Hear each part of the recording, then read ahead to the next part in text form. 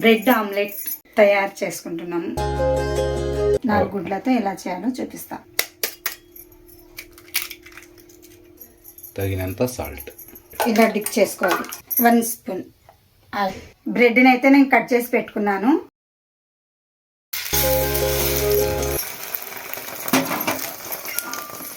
ఒకవైపు అయితే ఫ్రై అవుతున్నట్టుగా అనిపిస్తుంది. దీనికి ఇప్పుడు మనం తిప్పి దీని మీద మనం కొద్దిగా మిరియాల పౌడర్. ఇప్పుడైతే మళ్ళీ వేరే టైప్, వేరే రకంగా ప్లేన్ ఆమ్లెట్, తర్వాత మిరియాల ఆమ్లెట్, వట్టి కారం లైట్గా. ఒక్కొక్కరు ఒక్కొక్కరు ఇష్టంగా తింటారు కదా, అందుకు మా పిల్లలు ఒకరు మిరియాలు అన్నారు, ఒకరు కారం అన్నారు, ఒకరు ప్లేన్. 4 వైపులా అటు ఇటు బాగా ఇలా కాల్చుకోవాలి. మీరు చూసి టేస్ట్ చేసి ఇంట్లో మీరు చేసుకొని కామెంట్లో మీరు చెప్పాలి మాకు.